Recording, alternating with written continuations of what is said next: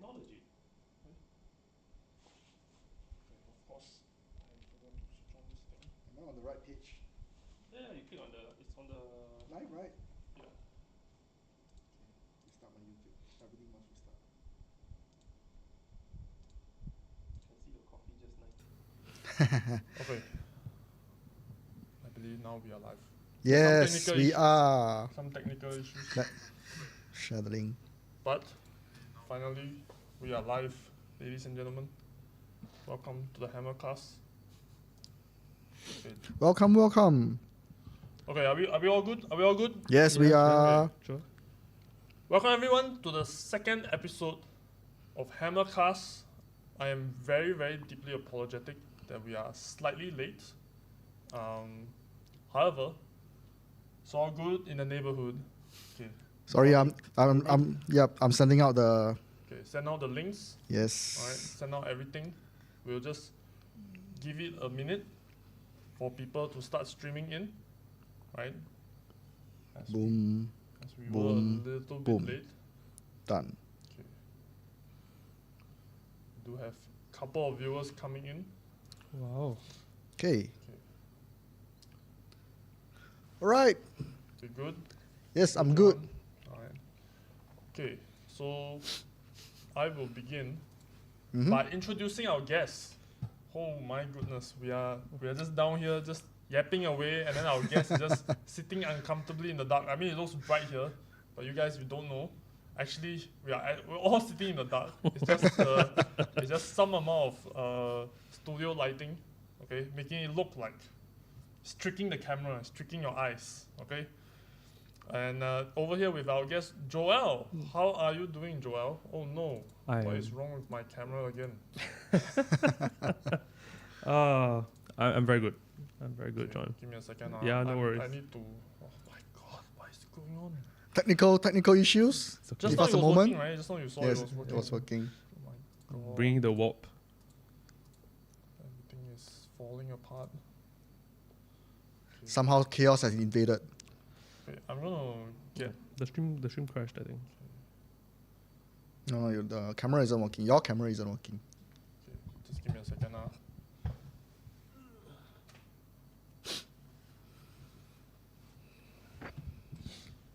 Just try to. Okay, so anyway, for those who don't know who Joel is our neighbor. He lives right across the street from HammerHouse, I mean, literally. So he's here almost every day from work, between work and tapao, dinner, lunch, and home. Dinner. No lunch lah. Don't like that lah. I need to work man. Okay, sorry, dinner. Let me redact that. Yeah. So he's also one of our very, very prominent 40K player who went to WTC this year, and it's a Singapore-Thai team combined together, and they are the best newcomer team for WTC 2024. Placing what? 15. 15 out of 40. top half. Yeah, top half, yeah. Yeah. So as John is helping out with the camera. Oh yes, so Oh yes, my God. you guys can see his face now. Okay. The camera is on you. Say hi. Yeah. Hi. Hello. Hi. The live is always lag, so yeah. I see. Yeah. Once again, I'm apologetic about this technical kerfuffle. It was working just now. I swear to God. Everyone, Joanne is my witness. Yes, Okay? I can back him up on that. But then suddenly, it's just like this software decide, hey, you know what? Today is a good day, right? Today is a good day to embarrass John Wang, the so-called professional. But yes, welcome, Joel, Yeah. to the Hammercast. Thanks for having me. You know, congrats on being placed top half of the WTC. It's a challenging task. I mean, people will be like, oh, top half only what? This is among the best in the world, right? Yeah. You're competing among like top tier. This is the Olympics. Okay. Of wargaming This is for the the wargaming. This is the Olympics of wargaming. All right. Yep. If you can go there, okay, and place, you know, like at a very good level, good standing, you're already a cut above the rest already. Okay, you're like top of the top. Of course, like things things are always a bit different, right? When you go overseas and you compete. Yeah. Like, what are some of the immediate things that you notice, right? In terms of, like, for example, how they play, the culture of playing, stuff like that. Like, things that just pop up instantly for you. I think the first main thing is organization. Like, just to give you an idea, right? Like, there was a team there that actually they had volunteers. So the volunteer was cooking pasta outside of the hall live for them so that the team had their meals. Wow. Then they were talking about, how does your team, they have get put together, because ours is, can we get 8 people that can get along, because it's so much money to go there, so much effort, so much time, right? And then when you hear the stories, they are like, we have a country league, and then in the league we have 2 tiers, so there's X amount of teams, then you need to like get promoted like Premier League to the top league, and then the captain of the winning team of the League 1, that's France, gets to pick the team. So it's a year-long endeavor, actually. Like, for example, even now, they already have started preparing for next year. Yeah, but they are also veterans, right? It's not their first time there. No, many Yeah, years. so for you guys, it's the first time, and then you place top half. I think is a real achievement. Yeah, I think for us, I mean, at least for me personally, when I went there, we were like, okay, there's seven rounds, right? Can we win 2 rounds? Can we just climb one tier of the seeding? So how it works with WTC is there are 40 teams. So in the group stage, and then it's free for all after that. The group stage, they put the 40 teams into 4 tiers. So the first 10, the next 10, the next 10, next 10, so on, so forth, right? So for us, going there for the first time out of, I think, 5 or 6 teams that were new, we were all in the group. The seed 4 is what they call it. So in our minds, I think if we could get to seed 3, just to like make progress, that would have been great. But I think if you look at some of the results for the newcomer teams, I think we might be the only one that climbed out of seed 4. So I think maybe seed 3, but we climbed straight into seed 2. So it was a very unexpected success, I would say, for us. Awesome. Congratulations. And Thank you. Going overseas, right? It's a brand new experience. You go there, and then it's totally unfamiliar. Yeah. Everyone, because I used to be, so I'm the 40K equivalent. So yours is WTC, ours is ETC, the European Tournament Championship. Yep. So I was one of the team members there. We had a coach, Yeah. But that's only from our second year. So the first year, right, we went there, just the 8 players. Yeah. Then the second year we went, we had 2 coaches. So learn, like, the growing pains, you learn along the way, and then after that you realize there's that 1 or 2% floating around, right, makes your life significantly easier. Just 100%. You need someone to call for the judges. You need someone to help you. Like even one of our guys fell sick. They needed some medication. So one of our coaches ran out and help them purchase it. So even like all these small things, right, it accumulates to like the overall gaming experience that really will change your perspective on like team tournaments and all that. Oh yeah, absolutely. Absolutely. So I think the next year's WTC team, you guys are also looking for a coach, right? Yes. I think this year, the first year was to try and get a big shade into the tournament, right? So you learn a lot, right? Like people how they do pairings, how does the thing work, what does it feel like? Because first tip, make sure that you find a chance to sit down anytime you can. You're playing for up to 7 days. Your back will thank you, and if not, your back will hit you. And so I think there's the intention that now that we understand sort of what it takes, or at least the team does, that we want to make sure that we are more inclusive, that we can bring more people into the fold. So there's more like information coming out, but just give us some time, because all volunteers, all amateurs here, so everyone has a day job. So unlike some of the top teams where a lot of the top players are actually full-time, like content creators, coaching, pro players, the level of dedication and time and effort you can put in is quite different. I remember one of the years, right, for ETC, the new high out book came out like 3 months before the ETC. And then the top player, right, he's this Polish guy. He has already played something like 150 games. Yep. So we calculated, right, he has to play something like 2.5 games per day. But he also has a kind of like a day job. So he was just saying that basically on his weekends, right, he just packs like 8-10 games. And they have this like 24-hour marathon kind of deal. Yeah, it's just craziness. Yeah, actually, especially after this year, there is a lot of talk around the top teams, especially the ones that are not like professionals. That means you have a day job. A lot of them are approaching like some degree of burnout or worried about burnout because this year they have to prepare like the top 3, 4, 5 teams. But next year, if they prepare the top 100 teams, if you prepare against every match, it's like between slate, which is around like July lock-in until the tournament in August, you're needing to play against about 100 different lists. Like 80 something, if I remember correctly. Preparations, right? Yeah, it's really crazy. like Olympic already. Yeah, just prepping for Olympics. Yeah, a friend of ours on the US team was like every weekend for like 3 months prior to the tournament, it's like meeting in person, meeting in a tournament, meeting online. It's quite crazy. But that's the dedication you need to win. Yes, that separates lah. If nothing else, the effort is very different. Yeah. Nice. Okay, that's. So actually, we invited Joel for a fairly specific reason, which we will get into our first topic of the day, lah. Right, John, do you want to fill us in on our first topic of the day? Okay, so Joel is going to do a bootcamp for us in HammerHouse. So for those people, unfortunately, it's full already, lah. But we'll have it going since the response is so good for the next round. If anybody's interested, just drop me a PM or you can send me an email to partnership@hammerhouse.com.sg. So the bootcamp will be Joel coaching players, whether you are competitive, semi-competitive, casual, new players, on how to go into 40K in a more competitive mindset. Can I say that? Or yeah, I would say the mindset is competitive, but the outcome maybe not. So if anything, it's more to help people like myself from like a couple years back, transition from more casual games where you're just picking out, throwing whatever you like against your friend, to more formal games where you have a little bit more structure in the way you think about how you prepare. The meta right now is very flat. So what I mean is the separation between a good army and a great army is not as big anymore. So there's a lot of room for people to express themselves. But within that, there's structure around like how do you think about the game? How do you think around the missions? It's just trying to give a little bit back because there were a lot of people when I was starting out, they were quite generous with their time with me.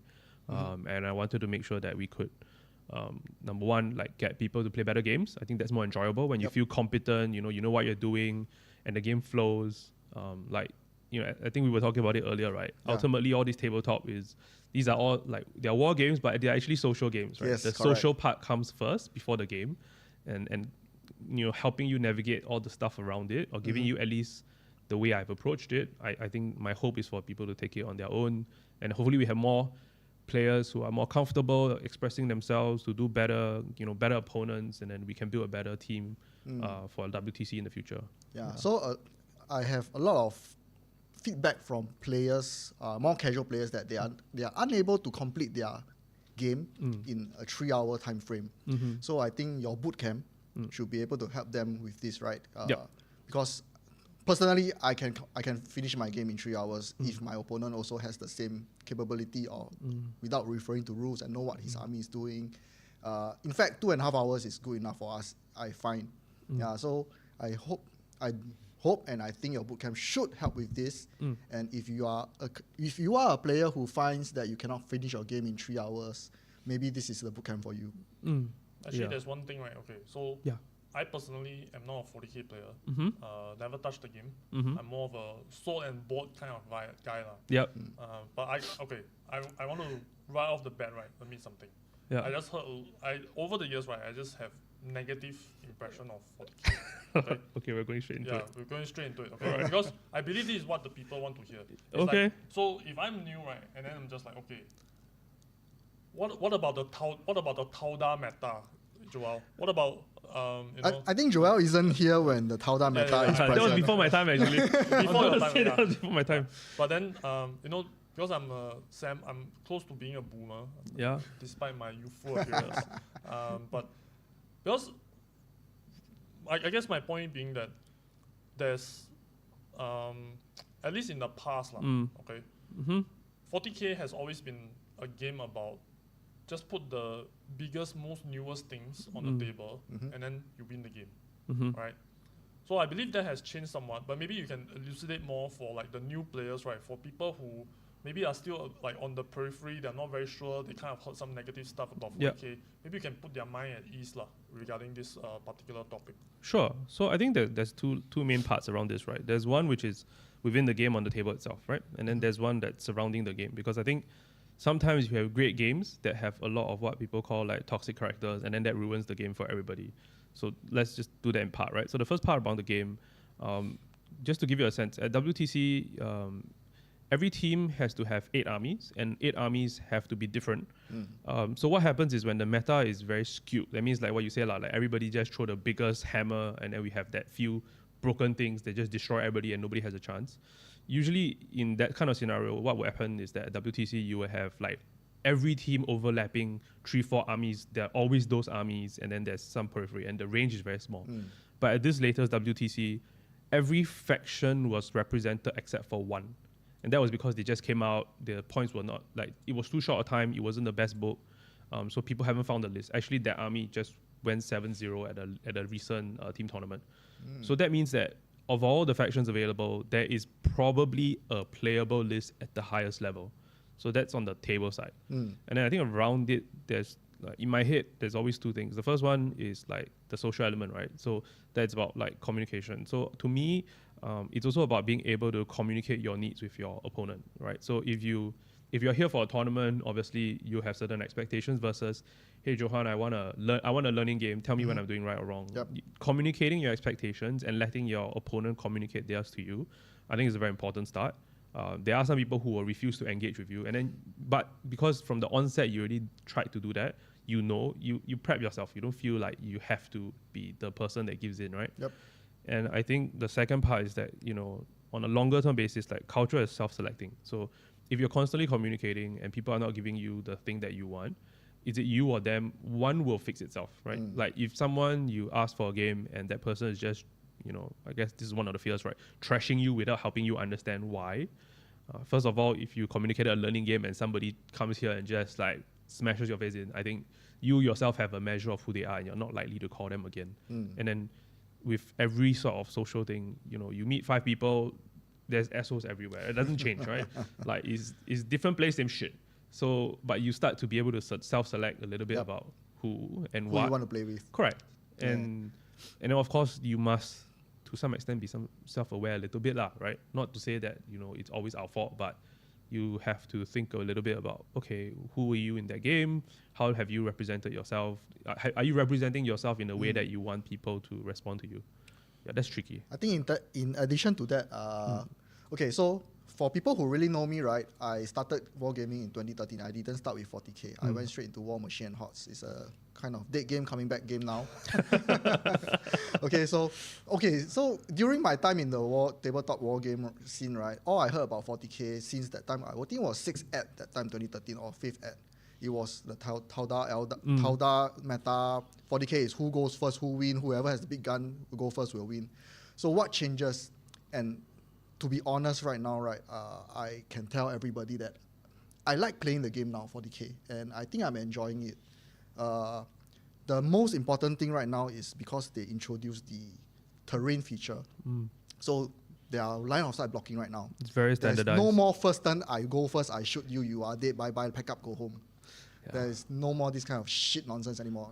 That's the thing that, like previously in 40K, my understanding was you just get the longest range, 72-inch blasting something, and then you just sit in one corner, then you can see everything on the map, and then you just start nuking.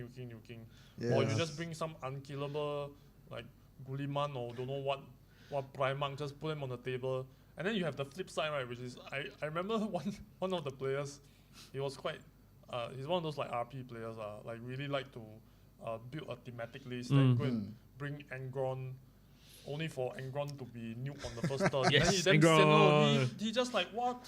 I love Angron. Yeah, so, there's all these like really weird things happening in 40K. Yeah, so if you are like me, right, you are the kind of people who heard of this thing about 40K, 40K first turn, go in, die already. But let me assure you, it's not a thing anymore. And it's a game that is worth playing now. So come in while you can. If you are ever a 40K lover, law lover like John, Come in now. Come I in love now. the law. I don't like. Wait. You love the law of 40k. I need to know which is who exactly are we talking about here? I used to read a lot of the Space Marine books lah. My favorite one is the Night Lords, the series. I'm quite inclined towards the Chaos Space Marine side, but I heard that like across the meta, I think there was only like one moment in time where they kind of shine a little bit with their mutated Terminators. I can't remember what is it called. The Possessed. Possessed, is it? I think there was that one moment in time where they were kind of like dominating. After that, they just kind of fell off the side. I don't hear anyone playing Chaos Space Marines. Actually, interestingly about Chaos Space Marines, they do a few things very well. And so what happens is that over the course of a year, there's always a moment in the meta where they are incredibly dominating. Like 9th edition, there was this like right in Rhino, carry big hammer, run out and smash face. Like if you like smash and grab, that was the best smash and grab army you could play. And then at the WTC, the French team that won, they had this player who played what they call ACDC, right? It's like rock and roll. It's run and charge and like a horde of bodies just like 人海战术, just smash you in the face. And that I think he crashed a lot of very big names. Like she's just like, here's all my things, here are all your problems, please solve them. Can solve, cannot solve, die. It was great. So 40k is in a good place right now. If you're ever thinking about playing or if you're ever thinking about coming back, it's a good time to come back right now. Yeah, I assure you that. All right, let me go a little bit into Joel, what you mentioned previously about the social aspect of the game, because I think that one is a little bit more interesting as well. Sure. Because every gaming community, right, have some nuanced culture surrounding it. Yep. Right, like actually one of the things when I started fantasy, I was very particular when I was like bringing up new players. Okay, like when you do the measurements, you have to measure it like this. Like you have you don't just pick up the miniature then chuck it, then later sorry, I need to put it back. Like all these kind of rules, right? What do you think will be your focus on the bootcamp in regards to this like social aspect? I think when it comes to the social element, the first is about understanding rules and communicating rules. So what I mean is, in 40k, especially at the higher level, I find there's this idea of playing by intention, right? So playing by intention means assuming all rules are known to all players and everything's on the table. What is the intention that you have played? So basically, that means that on a good day, you're winning because you made good decisions.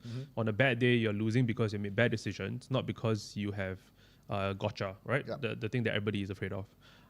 And that means like understanding what kind of questions to ask.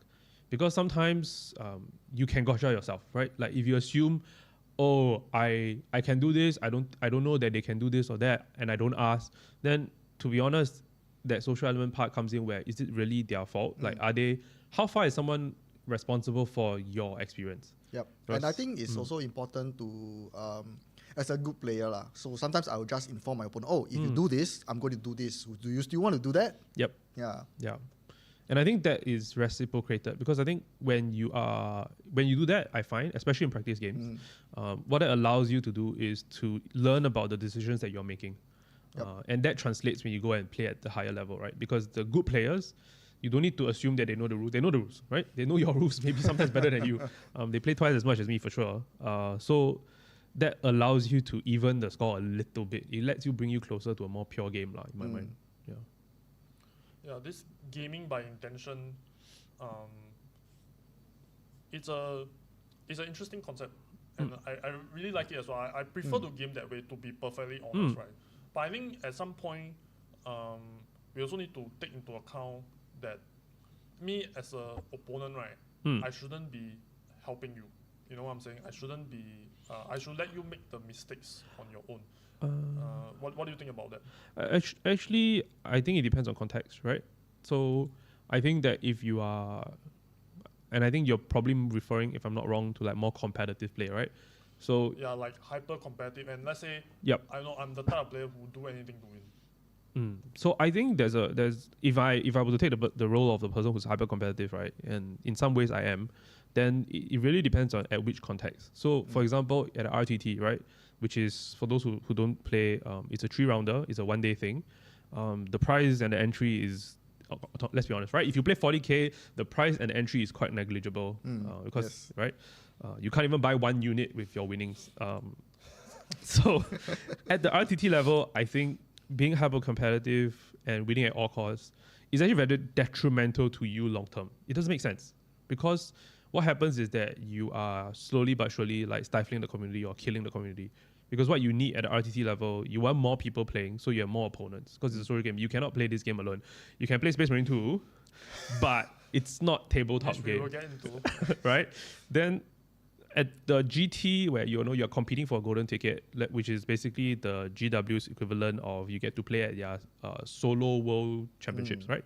The best singles event. At that level, if you are signing up for that, whether or not you are a newbie, you are whatever, you are here to win that ticket. Like very few people are there purely to have a good time. There are people. And when you meet those people, please be nice to them. They're not really trying to win. They just have beautiful painted armies and having a good time. Even if you give them a good time, you're probably going to win. And if you can't beat them when they are just trying to have a good time, then I'm sorry, you're not really winning anything. So, I think it scales. Like it really scales. I think you can not help your opponent, but still be a nice opponent. Yeah. And I think in the GT, nobody's expecting you to, like at a very high-end tournament, like the very competitive top end, nobody's really expecting anything. But I think at the smaller tournaments, at least for myself, I feel like I should expect a little bit more of myself. Because if I get 2-1 or I get 3-0 or I get 1-3 or whatever the score is, does it really matter? No. To me, it doesn't matter. It just reminds me of the ETC, the fantasy. One of my former captains, Justin, he's a lawyer here in Singapore. He's a great guy. Is he the X-Wing champion? The X-Wing champion. Okay? World champion. He's the X-Wing world champion, and he was live on camera, live for the whole world to see, right? At the final table, the opponent actually made a mistake with one of the movements. That was a mistake that Justin could have capitalized, and then basically just like trounced him. But Justin said, hey, you should reconsider that because of certain... I'm not very familiar with the rules of X-Wing, but basically this particular interaction made some news within like gaming circles, within gaming communities, that this is the ultimate sportsmanship, right? Which is you let your opponent know when something funky is up, right? Maybe they accidentally violated the rules, but you could capitalize on their violation, but instead you choose not to, and then you say, okay, you shouldn't be doing this.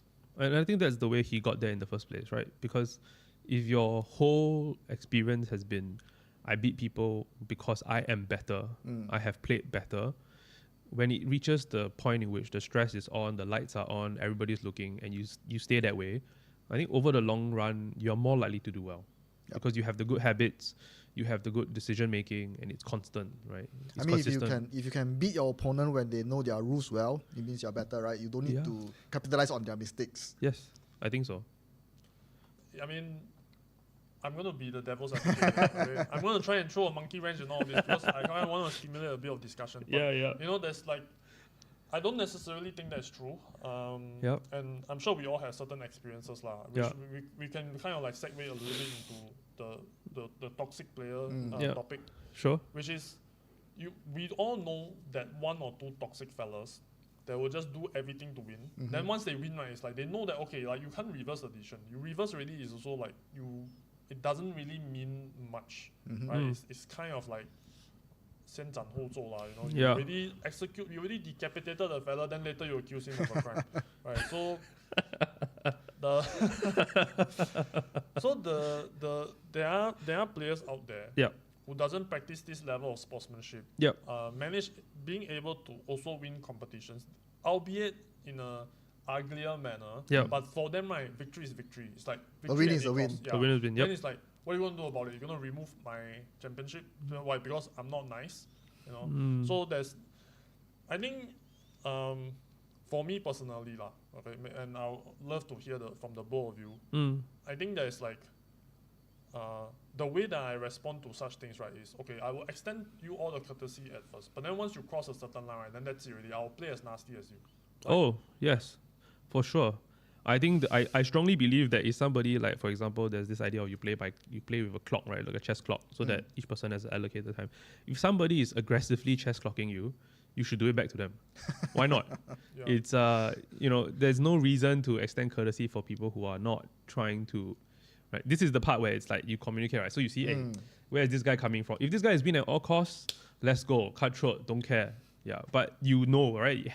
When you know you're gonna get into it, it's different from when you are stepping in thinking you are getting a good game, but then, a more courteous or gracious game, but then you actually ending up in a cutthroat. And also that happens a lot when it's easy to be gracious when you're winning.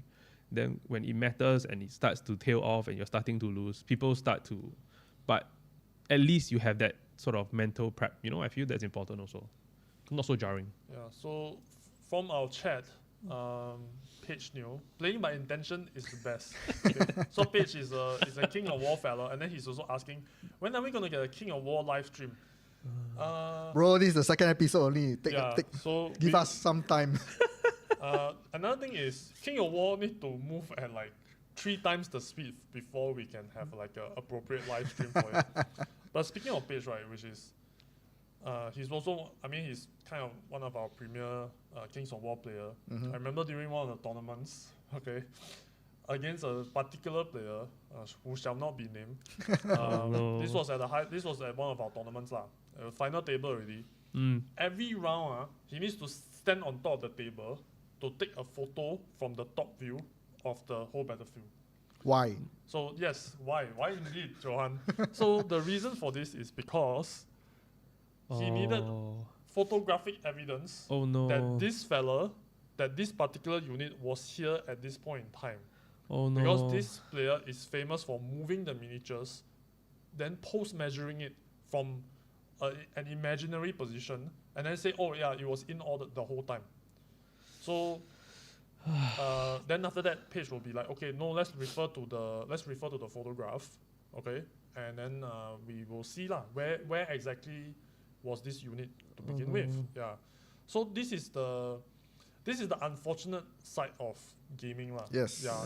It's just one of like, I think, Joel, what you mentioned at the very start was that fundamentally this is a social game. Yeah. And socially, these are the type of things. Sometimes you are fighting with the rules. Sometimes you're fighting with the person. Yeah. That's true. I don't mind fighting with the rules, but I hate fighting with the person. Yeah, it's a never-ending battle, right? You can't win. And it's a hobby. Tabletop wargaming is a hobby. Everybody has a day job. Everybody plays the game to have fun. Yeah. So I think it's our own responsibility to make sure your opponent have fun as well. If you are not having fun as a hobby after work, right, then what's the point in playing? Yeah. The amount of hours you put in. Casually lah. Yeah. Casually, you are going for competitions, then that's another matter. Yeah.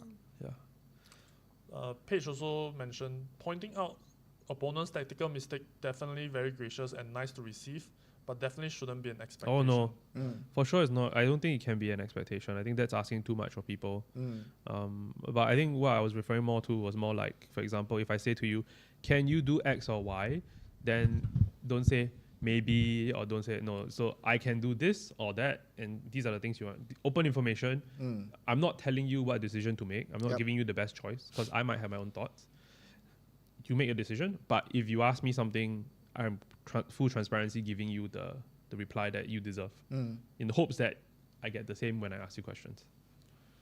One of the things back then, I don't know if you recall Warhammer HOTS, like War Machine HOTS, there's actually a rule in the rule book, right, that says that you can ask your opponent what is the max threat range, what is the maximum like charging range of this unit, and then the opponent has to give you the number, but they don't have to give you the mechanics. They don't have to tell you how or why, but they have to give you an accurate number. So this is like, it's actually a core component in the rules, which I actually find quite refreshing. But then at the same time, it's also not represented anymore in a lot of the newer games. There's I think it's called the page 5 rules for War Machine and HOTS. In that page 5 rules, right, there are a few rules, but at the end of it, right, there's one rule that says that let's make sure everybody have fun. I think, including that in a rule book is actually a very, very good thought. Actually, I feel we have a lot of complaints about GW, which we'll get into later. But I think one thing that has gone better is like if you see some of the games like AOS or 40K, especially in recent times, there's a bit more like interest in like player conduct.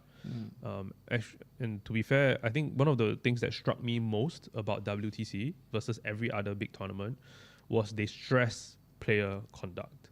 Like yes, you told me. Yeah, so it. even in their charter, right, like if the rules, right, there are certain expectations around like if your opponent asks you something that is reasonable, you have to give. And actually, what will happen is that if it's contentious and you call a judge, the judge can give you a card for poor sportsmanship. Penalty. And the penalty is as bad as cheating, which I found like super refreshing personally. Yeah, poor sportsmanship is really one of the killers for a lot of the newer players in the game. Yes. Like they might be interested in picking up a particular system, but then only to find that the people in that community is just like toxic as heck. But so, it's actually not the people, but it's a few individuals. Let me give you a very, very, very pure example. The one I told Joel just before the streaming starts. So at the end of War Machine and Hots, my War Machine and Hots career, that's around 2016. So around 2017, we were looking at 40K. A few of us from War Machine and Hots. So we found somebody to give us a demo. I don't know how we find him. We forgot about it. It was too long ago. So there were 3 of us having a demo with this one particular person. Of course, I'm not going to name him. So we went down for a demo. So we decided to play 2-on-2 because there are 3 of us and he's giving a demo to 3 of us. So I was partnered with one of my friend, KJ, who's going to be our guest next week. Next episode, I think, most likely. So what happened was that person giving us a demo had the first turn. So he unloads his Corn Berserkers from his Rhino. He ran, and then he charged KJ's army, and KJ's army just disappeared from the board. And that's turn 1. And that's a demo game, okay? It's a demo game. And then, all right, then he packed up his army, and then I was over there like, what just happened? What the fuck just happened? It's a demolition, not a demo. Yes. Yeah. So total demolition. Yeah, so KJ is like, okay, fuck 40K. Oh, sorry, vulgarities. So Quan Jin is in the chat. And then he's saying, I'm getting PTSD. Don't worry, we'll give you a redo. And actually, there's a lot of stories of toxic players in the wargaming community. I mean, 40K as a bigger proportion player base has more of these toxic players, but that doesn't mean that smaller games don't I think just by pure numbers. I think 40K in terms of tabletop gaming, they are probably still the highest in terms of player count. Yes. I'm counting those people in the woodworks also. Those you suddenly activate a tournament, then those 5 years never seen, they will just crawl out of whatever space they are in. I'm including those people as well. Active players maybe it's on and off I mean depending on any given context. I will caveat that I also came from Magic the Gathering and competitive play there. So that one a lot. Okay, Magic. We are not going to start into Magic. Magic is a whole new system. So toxic players. I think the real question is, should we get rid of them from the community? By getting rid, I mean, so maybe not get rid of them, but should we sound them out? I mean, for me, personally, I'm not a fan of bullies. And I think some people at HammerHouse have witnessed me stood up to those like very toxic players before. And then once they realize that I'm standing up to them, then they suddenly crowd around want to kepo a bit. We all love drama. So, and I know Johan personally as well, where he also has stood up for some individuals within our Kings of War community. He was in a WhatsApp group, and I also really respect him for that. That sometimes these people, they just talk, right, and then you just feel, wow, lao, can you just please shut the F up? Like, bro, no one wants to hear you talk. And my personal thing is, I think there should be some sort of 3-strike rule. You kind of 1 time, 2 time, we can close 1 eye, 2 eye. Then the 3rd time, you should be out. What do you think, Joel? I think that as a player is where we really value having a shop that's willing to do the right thing. I mean, the fact that I'm volunteering my time with HammerHouse will say a lot, right? But in the same way as WTC has that player conduct, I think, let's just put it this way. All of us can be assholes, right? We will have good moods, have bad moods, and when we are not in a good mood, we are not going to be very nice to the people we're playing against, even if normally we are a different person. So I think part of making sure that you can like eliminate toxic players is to squeeze out the life of any incentive that lets them do that. Because if the rules are clean, if the expectation is that if you're an asshole, you're going to get a yellow card, then even if you're really an asshole but you want to do well, you will put on a face, right? You will present yourself as a certain kind of person for the purposes of the tournament. And I think in that regard, that is good enough. I can't expect someone to be a different person. Yep. So to me, like, this is the part where if any organized play, organized store is willing to make the effort to squeeze that out, then as players, we also need to support it, right? Then, so when they say no assholes policy, we need to be able to call it out. We need to be able to support the store when they say, because to me also, if the store bans some of these players or X's them out, they are in some ways losing some revenue with the hope of like getting loyalty from the rest of the community. So if as players in the community, a store like say like pushes out someone who is constantly, you know, throwing tantrum, being rude, like clocking people, being negative, then we need to appreciate it, because then the store also has incentive to continue to like build this culture, right? Because if the store sees that nobody cares, then why should they, right? Because at the end of the day, you're a business. So I think there's a part in me that is it needs to be led by the store, because then there is no like, for example, if I am having a bad game with you, Johan, right? It's not about me and you. It's the store set this policy. This is the standard. We all adhere to it or we don't. And there is less personal. It's more like a standard. And then when that happens as a player population, we need to support the store. I think not really the store. Sorry, not to contradict you, but No, just continue. No, like Let's go. yeah, Bro. he asking for it. Yeah, that's right. okay. The store has to stay neutral, but of course we don't allow people to be arguing in our group chats or having a fight in our group chats or even personally in the store. Of course, that we will have to step in. Of course. But in terms of toxic players in the community, whatever game community, I think the community has to do it themselves, because as a store, unless he misrepresents himself in the store physically, yes, we can do something. But if it's out of the store, out of our organized play, on a casual games, he's being a toxic player, there's nothing we can do. You're right. I mean, what can we do? Can we say, hey, you are being toxic to our community players? No, I don't think that's quite what I mean. What I mean is that like having less toxic behavior to me is hand in hand with having standards of ourselves. Yes, I mean, yes, the store can put in some standards, but we can only implement those standards when we have organized play. But I'm talking about overall community-wise, day-to-day community. Yeah, fair enough. Like outside of organized play, I mean, I agree, but I don't think there's such a thing that these are like independent silos, right? They are all bled together. Because if my tournament scene is a certain way, in my casual scene, I'm preparing for the tournament scene in a certain way. So while if you never play competitive, you only play casual, and someone's toxic to you, there's nothing to be done.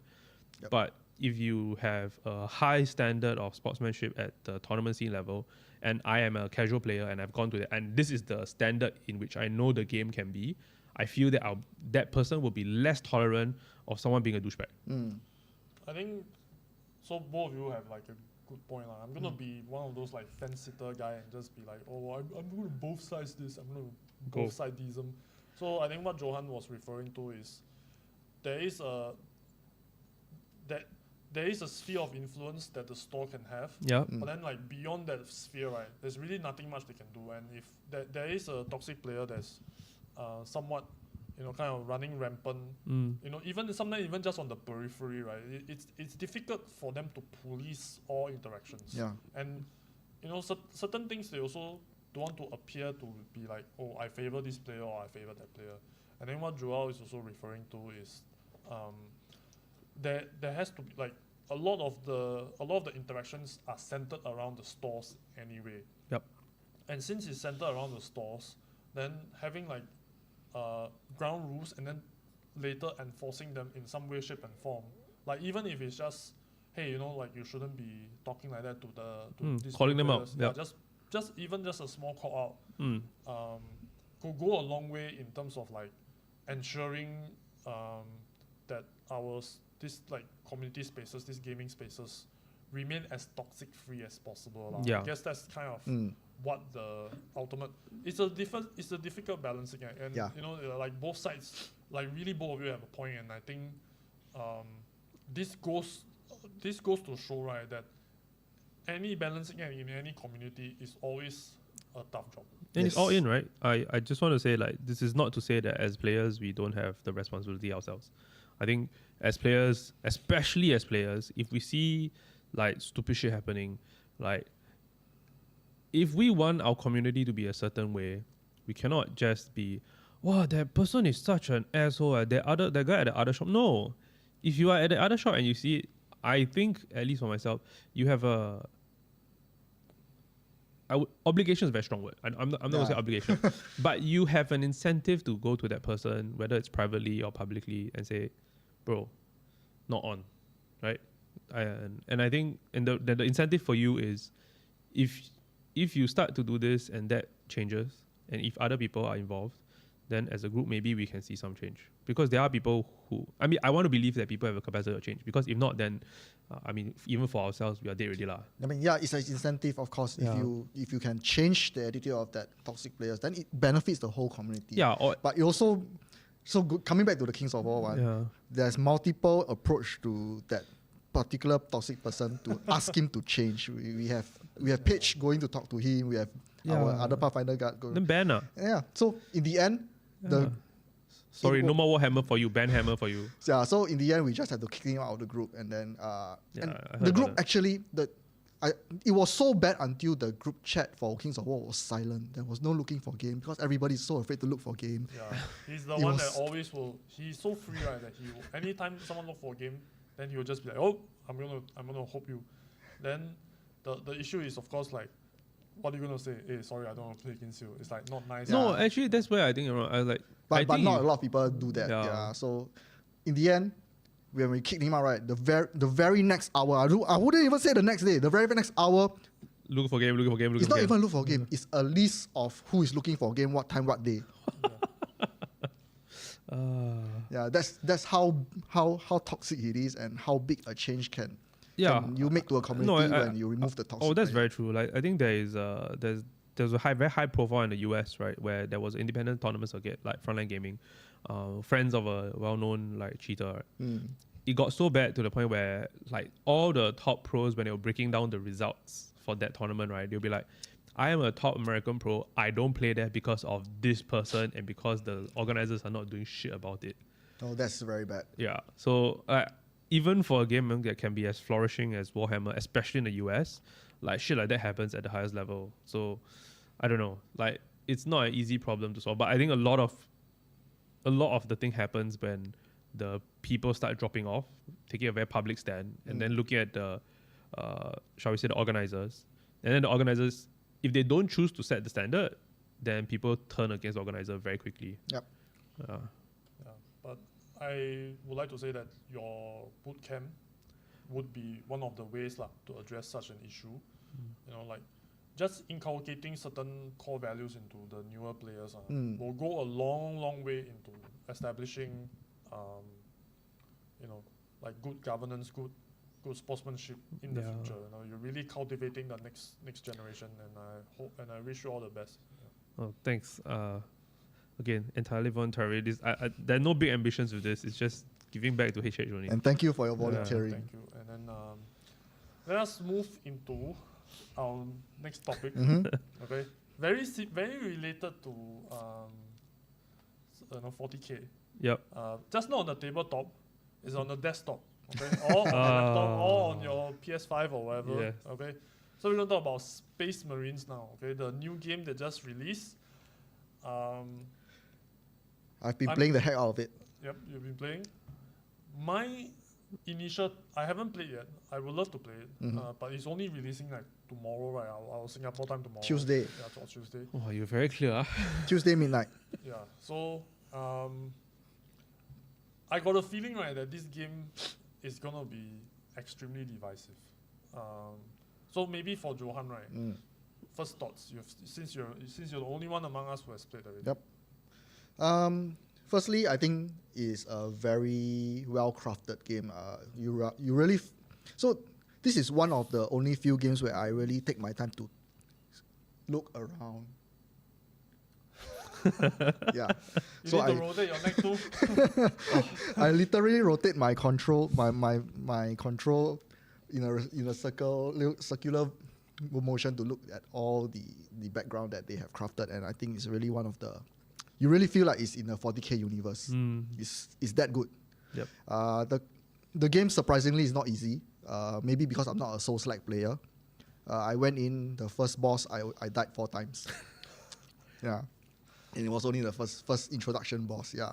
So don't go in expect to be as easy as what you see on the trailer or on the reviews. Maybe you just need to get good. Yeah. Wow. Yes, I agree. I just need to get good. Yeah, but what we really want to talk about for this game is it's really there's no pay to win. I wouldn't say there's pay to win, but the skins. I think everybody play this game for the skins. Yes.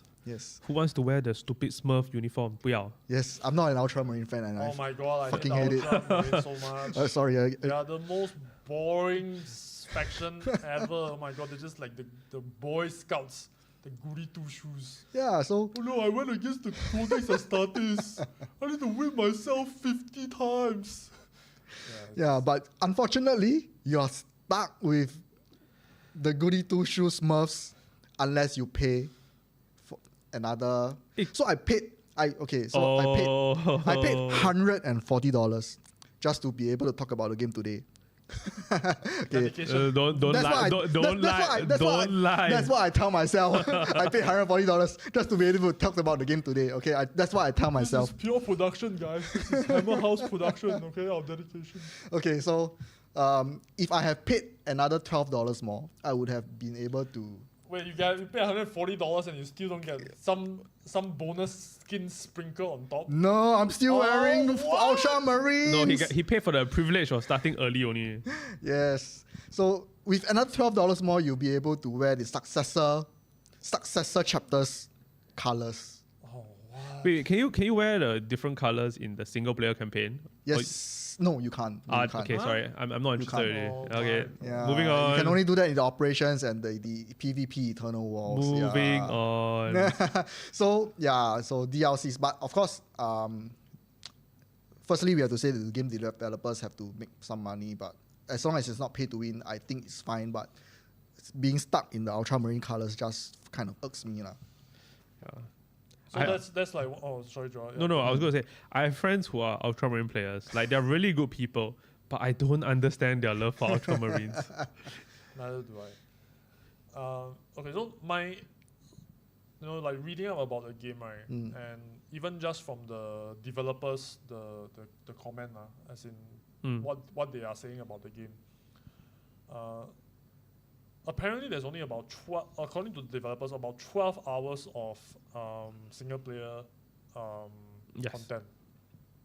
Minus 3 hours of cutscene. Yeah, so 12 hours of content. I mean, I assume that it doesn't include the cutscene, okay? But even so, I think 12 hours is like maybe the average gaming journalist takes 12 hours. But for the rest of us who are actual gamers, I would say maybe between 9 to 10 hours probably can complete already. And this is roughly the feedback that I've gotten from a lot of the reviewers.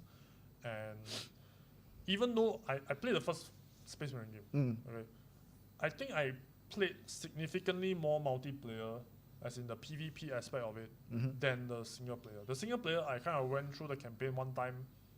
I was alright with it. But then the multiplayer, right, the PvP was really fun.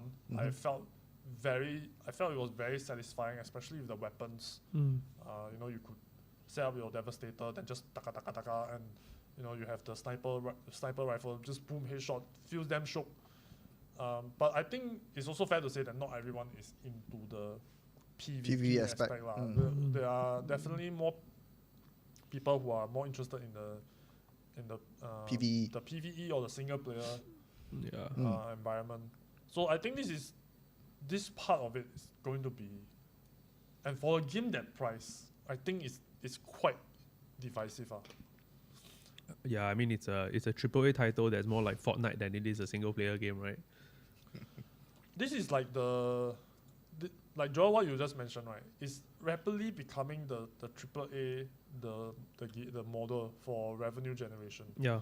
It really is just, let's just throw in a bunch of skins, guys. Let's just have loot boxes. You know, the kids, they love loot boxes, right?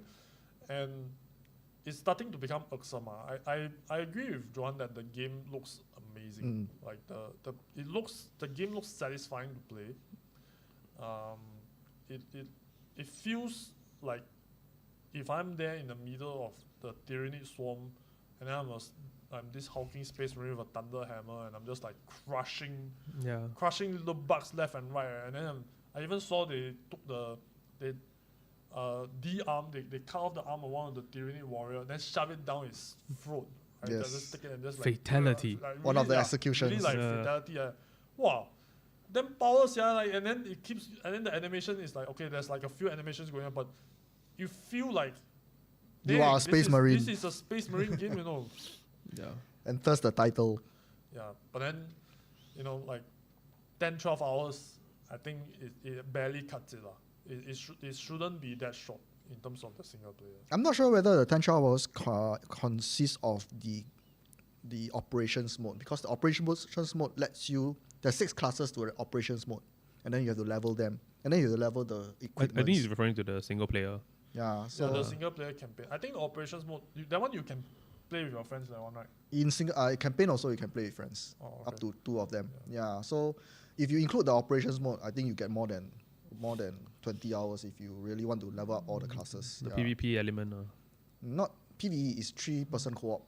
It's local co-op. Yeah. And I think the operations mode are done very well in this game. I don't know whether it's a spoiler, but I think I wouldn't say it because I think it will spoil it. It goes hand in hand in line with the campaign story. Okay.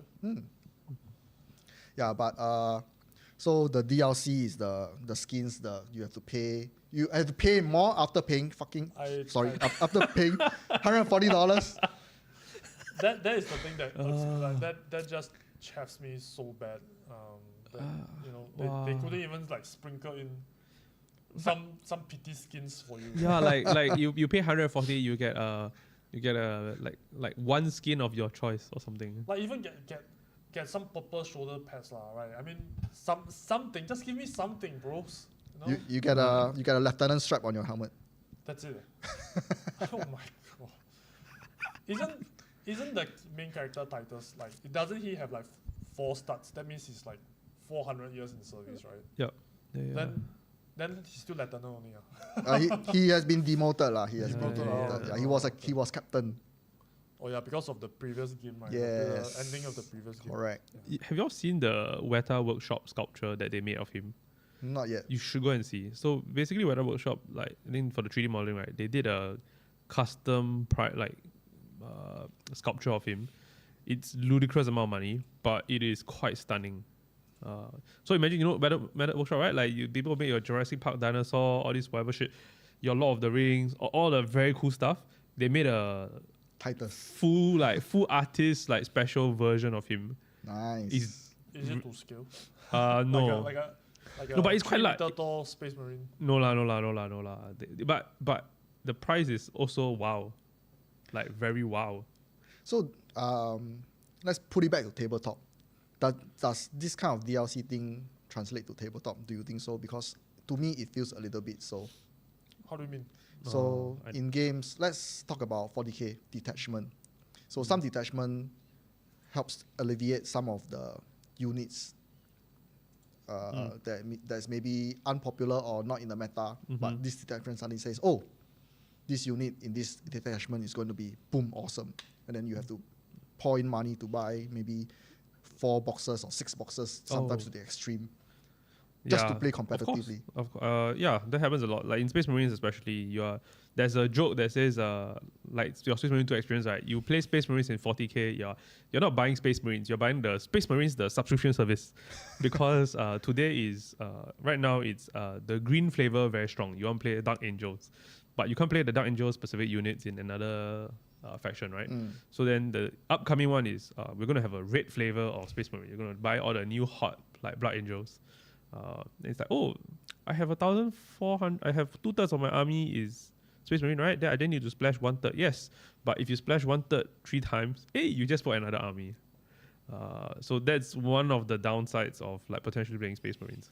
But I mean, of course, as a retail shop, we are happy for it. Thank you, GW. But then let's talk it on a gamer side. So not only 40K lah, there are others. I think every game system, modern game system now have this like power bloat, Yes. or the power creep lah, and it's here's the thing. I've thought about this problem a lot. I mean, I'm such an avid gamer that I just think about all this nonsense in my sleep also lah.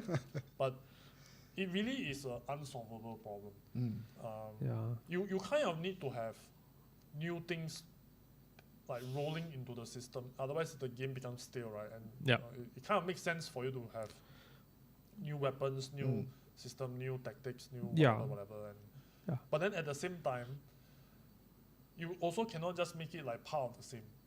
You know, if you have something that already does this thing very well, like does A very well, and then you have something that is A but the new skin, then people say, hey, this is terrible because why do I want to buy this new thing? So this new thing need to have some shiny new mechanics, some shiny new. And then this eventually, right, you generate enough new thing, this new thing will ultimately become the power creep. Actually, I think on that topic, one of the things that is good. Okay, I know I was just quite negative about GW and Space Marine as a subscription service. One thing that is nice, I guess, for out of this is that at the very least, because they are a model company, they have to keep some of these models relevant. So even though you have the new hotness, it doesn't mean that the thing that got sort of displaced today. Wait, did you say hotness? Hotness, yes. Like your. You mean like a nurse, like those? You want like no lah, bro. Come on. I know you. What you said, bro? You have to. No, the hotness is the hot new thing, right? The thing that you want to buy. You want, the thing that. HOTNESS. Yes. Yes. I thought you. I'm not sure you're dreaming about gaming. You know, I think you're dreaming about something else. I thought there's some like new apothecary, some female apothecary. Oh my god. Hey, God! They have a new hot nurse for you. It's called a new sanguinary priest. Okay, but at least it's a guy lah. Yeah, but I mean, all wearing helmet, I can't tell. I heard your other episode of Space Marine females, man. You never know, You never know. Under the helmet. Under the helmet. Maybe they're all just built the same. Wow, that's not a great idea. Oh, why do you put that on my head? Because I can.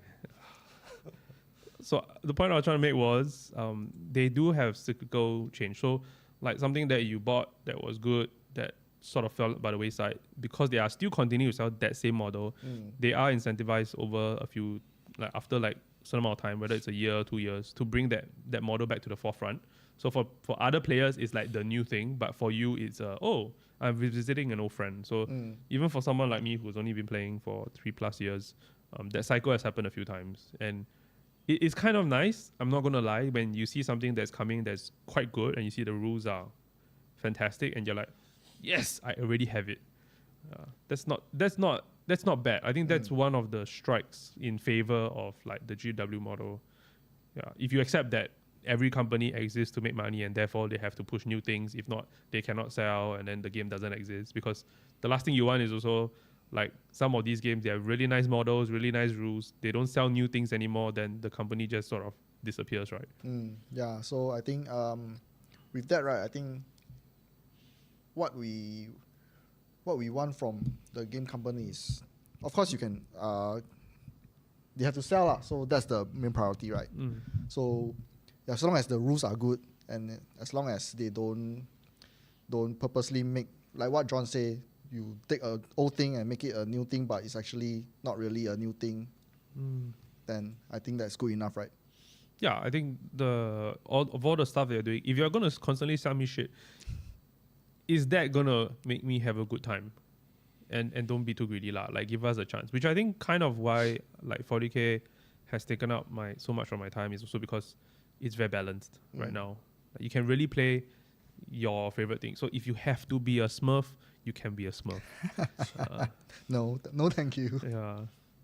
Who wants to be a Smurf? Be something more, you know. Yeah, you know. Instead you can yell Skull for the Skull Throne, you know.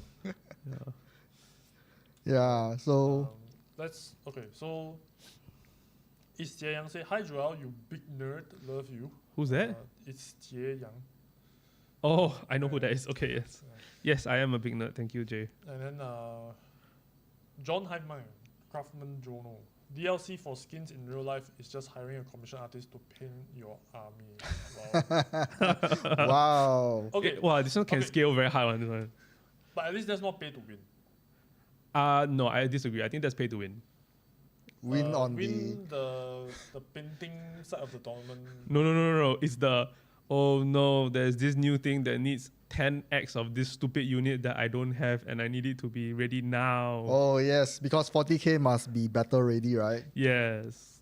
You can't just buy off the shelf. You can't play grey. So yeah.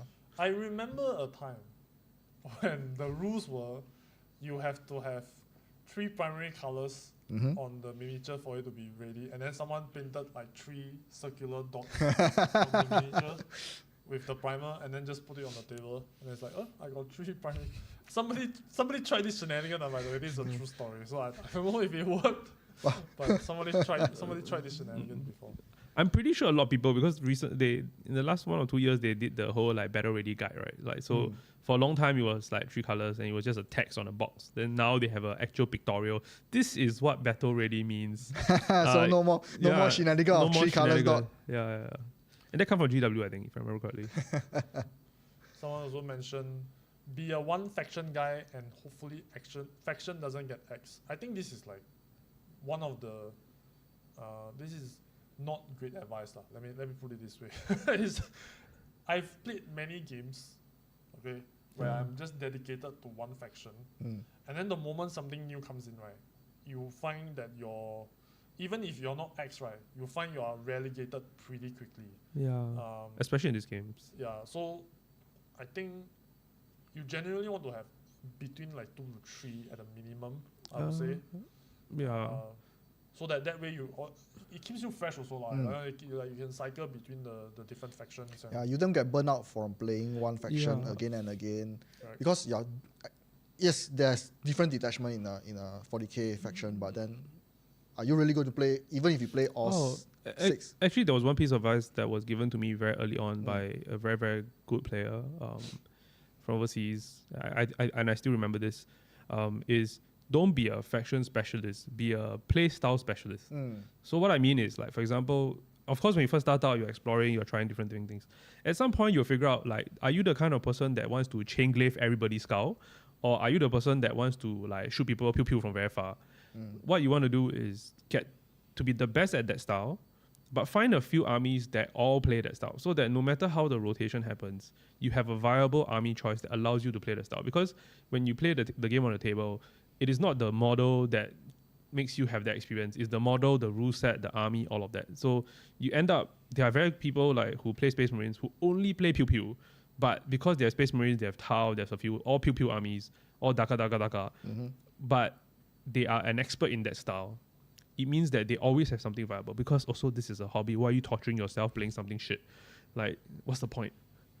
Yeah, I think it was on John's side note also, don't get burnt out with one. You get burnt out easier with 1 army only, because if you have other factions to play with, they play differently. Although you may say that they are all pew-pew, but they will play differently, different detachments. So it's refreshing if you play 1 army and you're, I'm so bored of this army. God damn it. Let me try something new. Yes. Yeah, variety. Personally, I would say, I think once you get better at the game, I think the one particular playstyle should also evolve lah. Yes. You should eventually move to other playstyles. This one will just help you become a more complete player. One of the concepts is that in order to learn to defend, you must learn to attack. Yes. Like once you play a specific type of army, once you pilot it for the first time, you are better equipped, right, to understand, okay, what are their limitations? What is it that I can do when I'm playing against this army? I agree to counter it. I think focusing on the playstyle is really good when you are first starting out and you really want to focus on the fun aspect of it. But if you are want to be competitive, you want to go WTC or any other international tournament, I think to be a more complete player is to have try out different play styles, even if it's counterintuitive to you, even if you don't like it.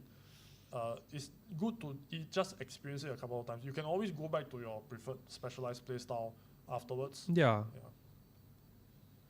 Yeah, I agree. So by playing other factions, you also will learn their weaknesses. I agree with that. I think giving yourself exposure, which is the point that I'm making, is absolutely useful. But I think the part where I disagree with you is that while I agree that giving yourself exposure is good, like it's important to be a more well-rounded player, ultimately everybody has limited time. So if your worry is like the time versus money versus worth like equation for yourself, then figuring out what your playstyle is and collecting a few things within that like really helps. Because there's also upkeep, right? Like you have to paint. Like I don't know about like I'm not everybody has their stock of a pile of shame. Pile of shame, it's never ending one. Yeah, it's no longer a pile of shame anymore. It's maybe like a closet of shame. Yeah. All right. We are closing out the hour. Okay. So once again, thank you very much, Joel. Thank you. Now we will be talking about the upcoming events. Yes. Yeah. So for Joel, it's my time. Yes, it is your time to shine. We're going to talk about HammerHouse related stuff. Yeah. Okay. So right off the bat, as we mentioned, Joel's Bootcamp. So it'll be happening on 18 September. With we already capped the Bootcamp at 6 players because he's not sure whether he can handle more. So it's a trial run. So it's can one. Next time, just go for 20. Yeah. Just all the way. So we'll see how it goes. Then I'll be sidelining, participating as well, and then I'll see what I can help him with. Then maybe we can increase the cap the next time. So for this time on 18 September, it's part 1 only. It's part 1. There's 2 parts to this. So the six people who are attending his bootcamp, just to let you know that this is only the first session, and then there's a second session. I think there's no third session, right? No, there won't be. Yeah. So 2 sessions. Yeah. Then we will collect feedback from the 6 players that attend it, and then we will talk about it. I'll discuss it with Joel for the next one. Maybe we'll do a 1 weekend full day, so people don't have to come in for 2 sessions on separate days. Yeah. Then the next one, in October, we are in September right now. So September, not much is happening. We have a painting workshop on 15 September for beginners. So the one is taught by Christine.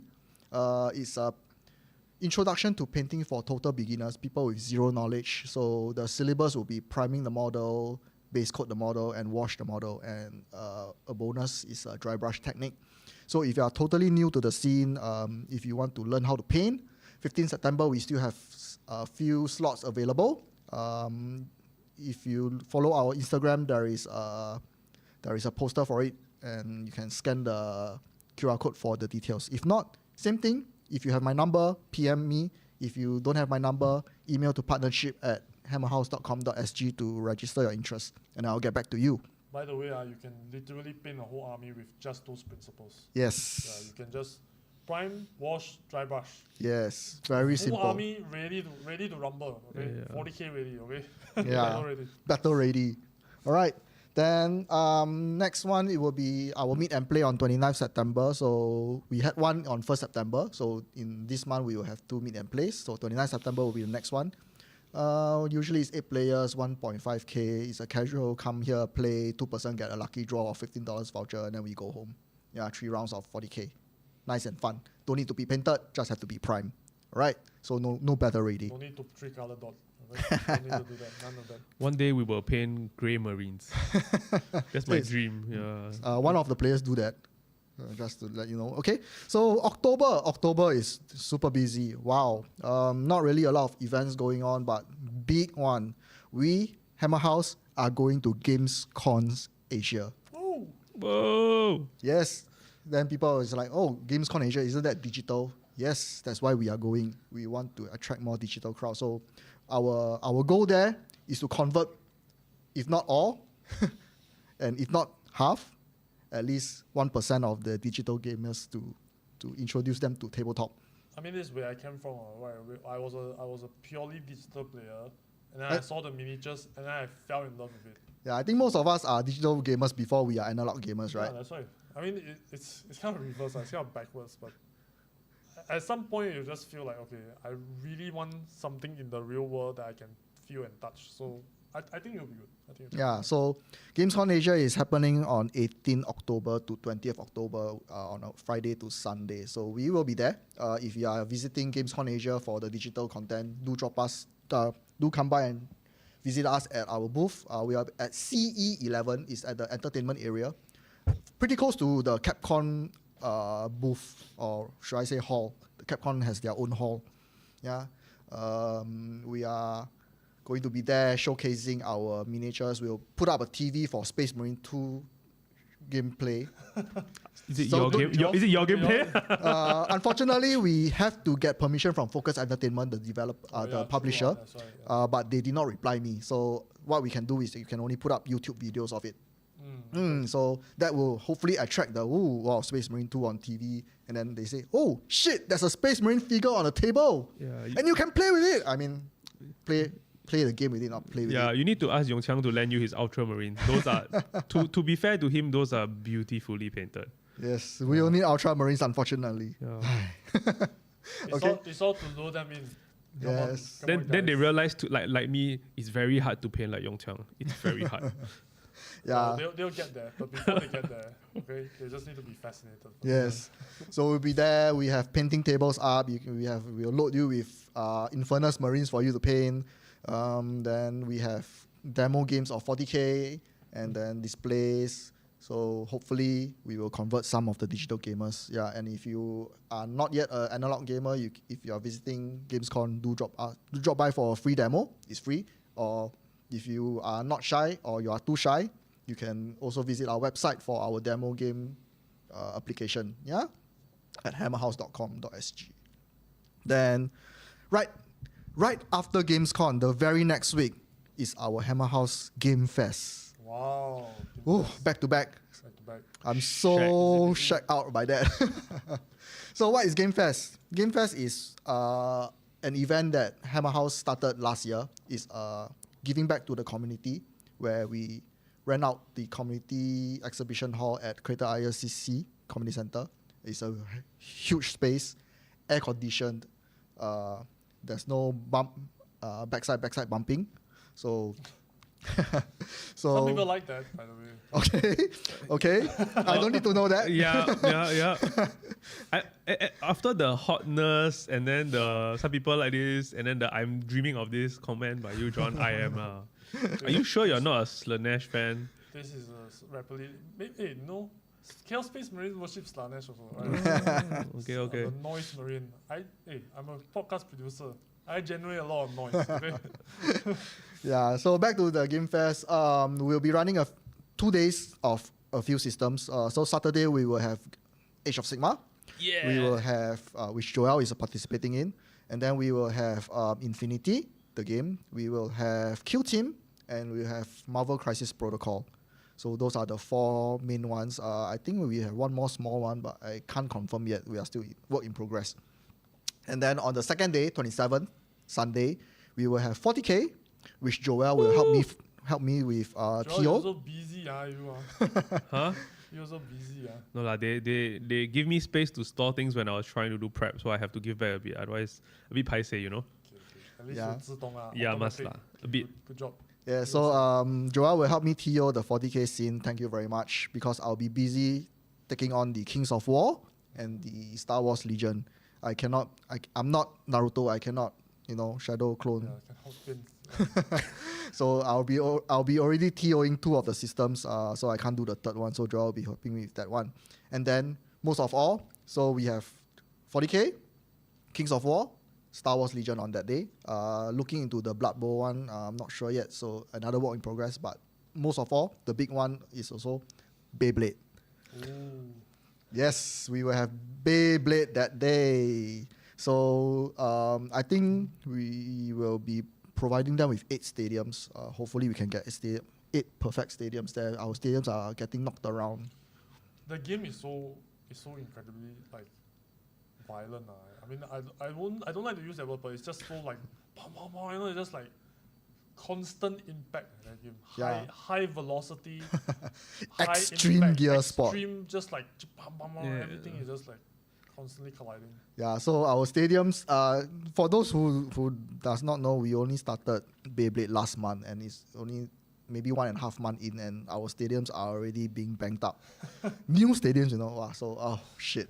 So I'm looking to get new stadiums. Hopefully we can get it up there, and then hopefully it'll be huge. And the organizer, not me, the organizer has actually printed some really, really nice prizes for it. I saw it, and I want one myself. Is that why you're making your son play? No, I don't make him play. I don't make him play. He wants to play, okay? He wants to play. He wants to be an Olympian. Okay. Olympian, okay. Hey, so for info, for the last HH tournament for Beyblade, I brought him down because it's a school holiday. He went, out of 34 players, he was placed 10th.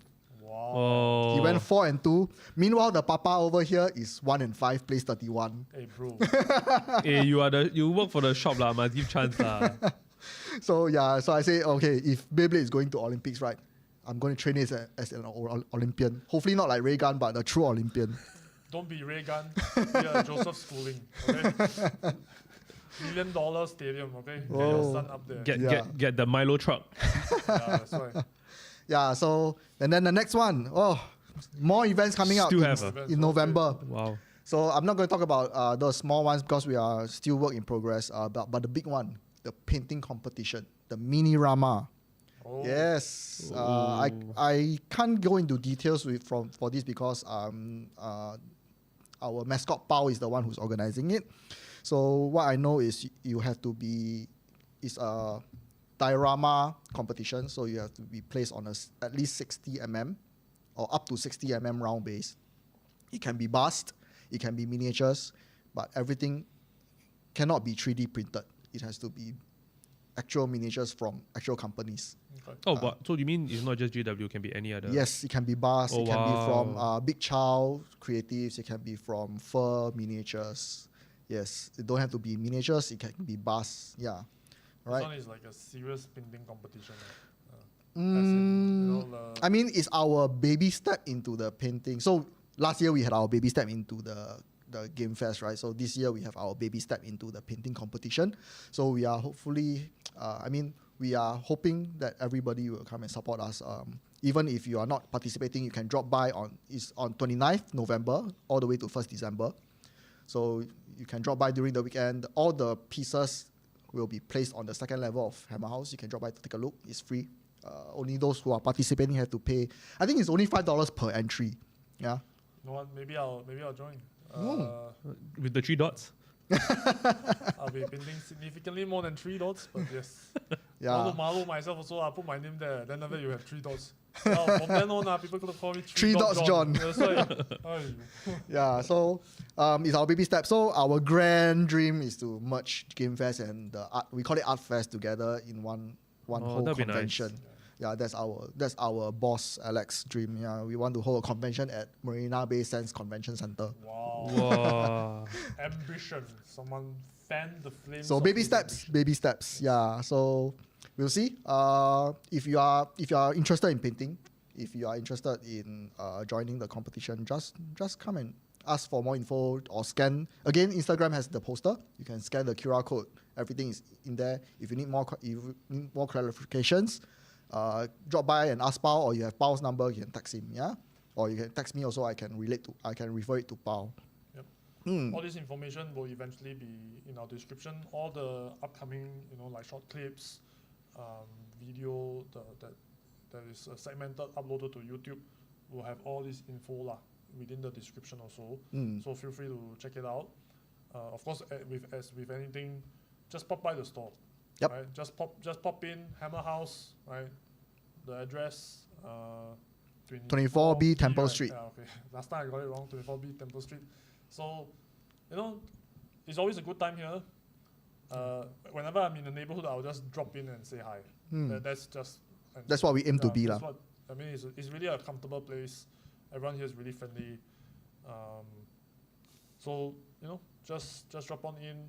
And then if you have any questions, feel free to just ask Johan, Pao, any one of the staff. And I'm sure they'll be happy to help you out. Of course. Yeah. And I think that wraps up the events. Yep. Okay. Joel, thank you very much once again. Thank you for joining us and sharing with us your insight into WTC, starting up the bootcamp, and sharing with us all of your knowledge.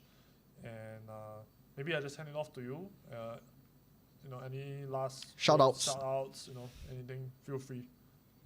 Stage is yours. Not really. I think just that I just want to end on a note that for every one of the very sort of toxic bad experiences that you have in the industry, I think the community is also filled with a lot of very, very good people. Yes. Across both stores or 3 stores, whatever number of stores in Singapore, there are a lot of very good people that have been more than gracious.